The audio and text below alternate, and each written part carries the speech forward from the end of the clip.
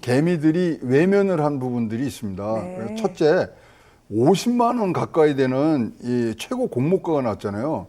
비싸요 좀. 그러니까 증거금으로 한 주를 받으려고 그래도 249만 원이 나고요. 이건 중복 청약이 됐기 때문에 한 700만 원 이상을 갖고 있어야 세 군데 다 넣어서 받고 있거든요.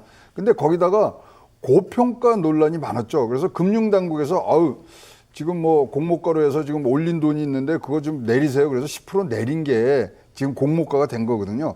그래서 고평가 얘기 있고요. 그다음에 이제 그다음에 이제 네. 그다음에 이제 평가성 나가는 부분들이 좀 있는 부분들이 있는데요. 이 부분들이 지금 잘 안 맞아 있는 부분들이 있죠. 그래서 지금 외국인들이 지금 많이 들어와서 700만 주 이상이 지금 들어와 있기 때문에 굉장히 이제 끌어올린 것 같습니다만 일단은 따상에는 뭐 실패를 한 부분들이 있는데요. 저 오늘 뭐 하여튼 20건도 더 넘게 이것에 대해서 질문을 좀 받았는데요. 지금 앞으로 올라갈 개연성은 저는 높다고 봅니다. 네. 왜냐하면 상장 초기 유통 물량이 굉장히 작습니다. 네. 작기 때문에 추가 상승에는 굉장히 우호적인 부분이 있고요. 의무 보유를 해야 되는 확약되는 물건이 22%밖에 안 돼요. 그 중에서도 넷마블 뭐 우정사업본부가 갖고 있기 때문에 여기는 뭐 길게 가는 데거든요. 그러니까 10% 정도밖에 지금 뭐 나올 수 있는 부분들이 없고요. 그 다음에 이제 카카오뱅크는 제가 보기에 9월 9일, 9월 초쯤에 코스피 200 지수에 편입될 것 같아요. 네. 이 정도 시총이면. 네. 그러면 이렇게 코스피 200에 가면은 각 기관들에서 이제 자기네들 포트폴리오 맞춘 데 들어가거든요. 그래서 20건 넘는 질문에 다 저는 카카오뱅크는 좀 갖고 계시는 것이 훨씬 더 좋을 것이다. 이렇게 지금 저는 답을 하고 있습니다. 알겠습니다. 자, 카카오뱅크 공모가 39,000원이었습니다. 이것이 이제 오늘 시초가 53,700원으로 시작을 해서 30%가 오른 상한가 69,800원으로 끝났고요. 시가총액이 33조 원을 넘었습니다. 지금 우리나라 1위 금융주가 KB금융주인데 21조 원대라고 합니다. 33조 원을 기록하면서 그야말로 금융대장주가 됐는데 투자자들 어떻게 좀 조언을 해주시겠습니까? 평론가님. 글쎄요, 뭐 여러 가지 의견들이 있을 거라고 저는 봅니다. 네. 하지만은 금융산업이라는 것 자체는 사실은 엄격하게 보면 규제 산업이에요. 네. 굉장히 보수적인 산업입니다. 이걸 자신들 마음대로 어떤 상품을 개발해가지고 팔 수 있는 게 사실은 은행은 거의 없어요. 대신 이제 카카오뱅크 같은 경우는 이제 플랫폼 사업자니까 여지는 앞으로 충분히 있을 수가 있겠죠. 그렇지만 기본적으로 규제의 틀 안에서 자유롭지는 못할 거라고 저는 개인적으로 생각을 합니다. 결국은 뭐 기존의 어떤 전통적인 은행들처럼 예대 마진과 네. 아니면 이제 플랫폼 사업을 이용한 어느 정도의 어떤 수익성 확보, 이게 이제 관건이 될 거라고 보는데, 현재 뭐 여러 가지 PER이라든지 PBR 같은 걸로 보게 되면 사실 기존의 은행들에 비해서 한 10배 수준을 넘어요. 네. 가치가. 그러니까 밸류에이션 자체가 그 정도로 높게 평가가 돼 있다는 점은 이 뭐 시장에 이 카뱅에 관심이 있으신 분들은 좀 유심히 봐야 될 것 같고요. 말씀하신 대로 뭐 여러 가지 이제 유통 물량이라든지 유통 물량의 어떤 제한들 뭐 이런 것들 때문에 이제 저는 개인적으로 뭐 단기적으로는 네. 상승세가 어느 정도 갈 수도 있다라고 저는 보지만, 과연 이게 뭐 주식이라는 건 저는 그렇게 생각합니다. 기본적으로는 펀더멘탈이 좌우를 하는 거기 때문에 그게 이제 뭐 독자적인 어떤 펀더멘탈도 중요하지만 네. 같은 섹터 내에서의 어떤 펀더멘탈들 뭐 이런 것들을 갖다가 고려를 갖다가 해봐야 될 거라고 보는 거고요.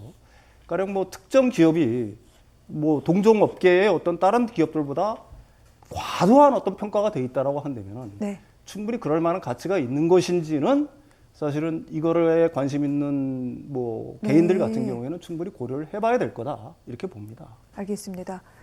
일부 뭐 평가사들 같은 경우에는 이미 카카오뱅크에는 많은 기대가 반영이 되어 있기 때문에 좀 보수적으로 접근할 필요가 있다라는 조언도 있었고요. 오늘 평론가님도 그 같은 부분을 좀 지적하신 것 같습니다. 좀 더 신중하게 보실 부분도 있는 것 같은데, 지금 IPO, 이 기업 공모주 청약 같은 것들이 계속해서 줄을 서서 기다리고 있습니다. 바로 다음 주 게임사인 크래프톤 상장되고요. 19일에는 우리나라 1위 렌터카 업체인 롯데 렌탈이 상장이 됩니다. 또한 큰 대여지요 카카오페이도 조만간 상장할 계획을 잡고 있는데, 여러 가지 좀 많이 저같이 잘 모르는 사람들도 입에 막 올릴 정도로 여러 가지 공모주가 많이 오르내리고 있는데, 이 공모주 청약들은 어떻게 하는 게 좋겠습니까? 평론가님. 공모주 청약은 미래의 성장성을 갖다가 제일 고려를 해봐야 되는 거예요. 네. 그 기업이 공모를 해서 그 공모한 돈으로 앞으로 얼마나 더 성장할 수 있느냐, 그리고 마켓시어를 얼마나 늘려갈 수 있느냐, 가령 매출액이라든지 영업이익이라든지 순이익이라든지 등등등이 그거는 면밀하게 판단을 해봐야 된다는 얘기죠.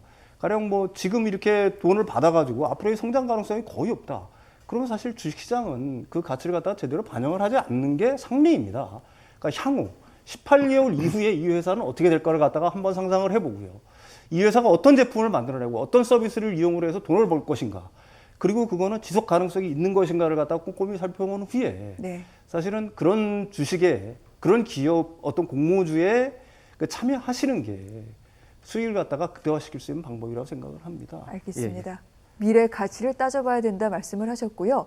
또 한 가지 궁금한 내용이 있습니다. 소액 투자자들은 사실 받을 수 있는 주식이 많지가 않습니다. 그렇기 때문에 수수료 같은 것들도 좀 꼼꼼히 볼 필요 있다, 이런 얘기 하시던데요. 네, 그렇습니다. 이거 지금 이제 중복 청약을 못 하고 있기 때문에 그다음에 이제 많은 청약금을 또 내셔야 되는 부분들이 있는데, 사실 우리 증시에서 IPO 공모주만 쫓아다는 돈이 있고요. 네. 그다음에 증시에 지금 기존 종목에 다는 게 사실은 굉장히 갈려져 있습니다. 그래서 공모주 청약하시는 분들의 기준은 그날 첫날에 얼만큼 따상을 갖느냐. 그러니까 기대 수익률이 굉장히 높으신 분들이에요. 근데 기대 수익률이 높다 보니까 옆집 순이 엄마는 뭐 이거 갖고서 뭐 반찬값을 벌었느니 뭐 이런 얘기들을 들으면은 다 지금 이제 몰려서 가는데, 네. 이 공모주가 최근에는 어떤 경향을 하냐면 따상을 못 갈 뿐더러 공모한 이후에 하락하는 경향들이 굉장히 네. 많았습니다. 작년에 굉장히 좋았죠. 뭐 여러 가지 여러분들이 아시는 부분들이 좋아서 했지만, 그때는 정말 16% 15% 이상의 지금 기대 수익률이 있는데, 지금은 이제 너무 많이 이제 내려와 있는 상황이고, 공식처럼 돼 있는 게 따상 못 가고 바로 하락하는 부분들로 지금 가 있기 때문에 조금 보셔야 되고요.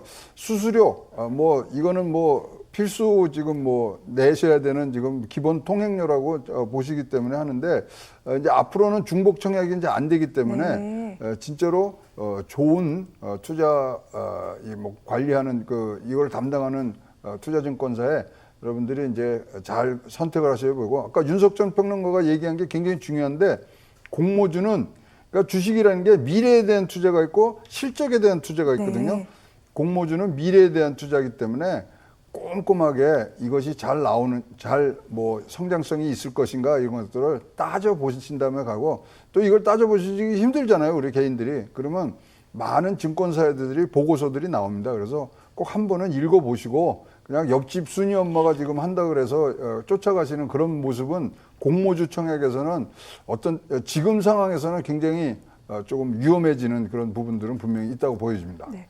그런데 또 한 가지 좀 궁금한 지점이 있습니다. 사실 지난해 이 IPO가 상당히 흥행하다 보니 기업들이 공모가를 좀 거품을 넣어서 만들고 있다라는 얘기도 나옵니다. 어떻게 보십니까?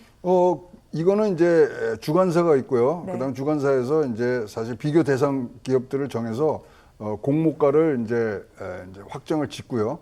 이제 확정을 지면서 수요 청약을 받습니다. 그러면 그것이 이제 높으면 네. 상단에다 갖다 붙이고, 그것이 낮으면 이제 하단에다 갖다 붙이는데, 우리들 이제 소위 말하는 이 선수들끼리 하는 얘기들이 뭐냐면은, 공모가를 굉장히 높이 하면요, 이 주관사들의 수익률이 높습니다. 많이 이제 가져가시는 부분들이 있는데, 지금은 근데 공모가를 키워서 하는 이유가 너무나 장이 좋거든요.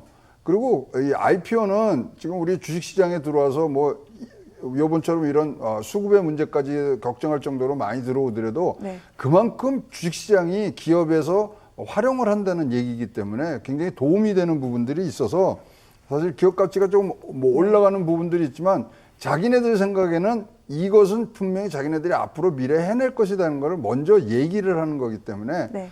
이 부분들은 조금 생각을 좀 많이 좋게 생각하시는 부분들로 가시는 것이 더 나으리라고 생각을 합니다. 알겠습니다. 시장에서 판단해 줄 것이라고 좀 생각을 해보는데, 문제는 또 IPO가 줄줄이 있다 보니 많은 자금이 몰리기도 하고 풀리기도 합니다. 시장에는 어떤 영향이 있을까요? 뭐 지금 카카오뱅크 18조, 크래프톤 24조, 공모가 기준으로 롯데렌탈이 2조 정도니까 한 45조 원 정도 되죠. 우리나라 시가총액을 한 2,300조 정도로 잡으면 대충 한 2% 정도가 됩니다. 네. 그리고 이제 연이어서 계속 대어들이 계속해서 IPO를 하죠. 지금 뭐 카카오페이, 그다음에 LG에너지솔루션, 뭐 현대중공업, 현대엔지니어링. 그러면 올해만 한 200조 원 정도가 신규로 공급이 되는 거예요. 그럼 거의 우리나라 주가 주식시장 시총의 한 7% 정도가 네. 공급이 되는 겁니다. 이거는 뭐 단기적으로 수급 부담이 있을 수밖에 없겠죠. 공급이 늘면은 그만큼 가격이 하락하는 부분들은 분명히 있을 거예요. 근데 이제 이게 가령 지금 같은 유동성이 얼마나 지속되느냐에 의해서 이 물량을 갖다가 한국의 주식시장에 충분히 소화를 시킬 것인지 그게 일단은 결정이 될 것 같고요.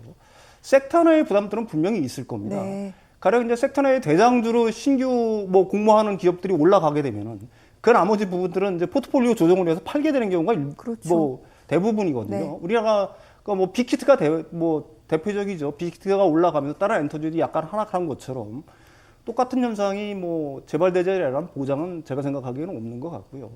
일단 이거는 중요한 것 같아요. 사실 IPO가 활발하다는 얘기는 한국 주식시장이 그만큼 호황이라는 네. 얘기고요.